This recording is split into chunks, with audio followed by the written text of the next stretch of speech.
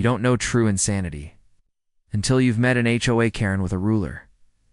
It all started when I moved into what I thought was a quiet, peaceful suburb. Tree-lined streets, kids riding bikes, birds chirping your classic slice of American dream life. I was excited. A backyard, a front lawn, freedom from the chaos of the city, or so I thought. 3 days after I moved in, she appeared. Clipboard in one hand, ruler in the other, sunglasses on, lips pursed like she just smelled disrespect, and her gaze. It's piercing enough to strip paint off a wall. Her name, officialogenous. But around the block she was known only as HOA Karen. She didn't say hello. She didn't smile. She pointed, "Your grass. It's at least 3.25 inches. HOA rules require a maximum of 2.5. I blinked. Was this a joke? It wasn't. She held the ruler up like she was defusing a bomb, dropped to her knees like a trained sniper, and measured every single blade. Then she walked off, scribbling in that cursed little notepad. The next day, she was back. Same thing. Walked past 4 other houses with uncut grass and zero shame, straight to mine. Ruler out. Grass measured.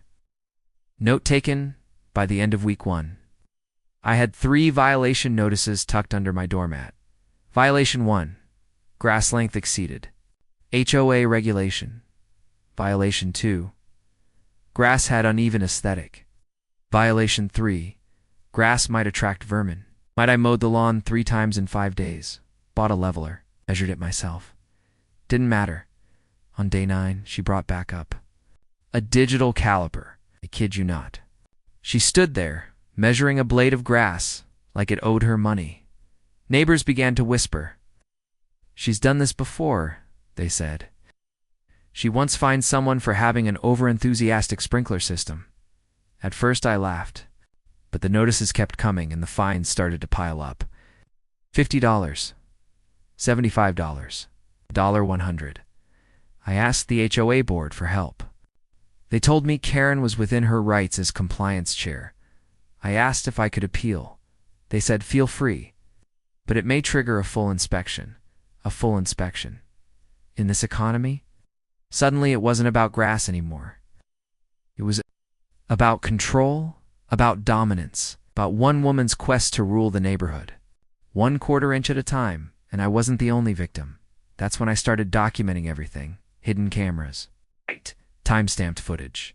A paper trail of her madness. Because if she wanted a war over my lawn, I was about to give her one. Was done being a victim. For weeks. I watched as HOA Karen patrolled my property like she was guarding Fort Knox. Her ruler had become an extension of her arm measuring, courting, judging. She wasn't just enforcing rules. She was enforcing her own warped vision of perfection. And I was done playing nice. I dug deep into the HOA rulebook. 56 pages of petty, redundant nonsense written in Comic Sans, no less. But they're buried. Under Section 14C, I found it, compliance inspections must be conducted with HOA-issued equipment by an official board-approved inspector. Bingo. Karen was never board-approved. In fact, she was voted off the HOA 3 years ago, but stayed on as a self-appointed enforcer. No real power, just a loudmouth and a habit of intimidating people into obedience. So I documented everything.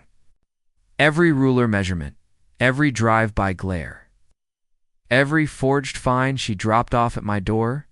Then I sent it all to the real board, in the local news, the neighborhood Facebook group, and it exploded.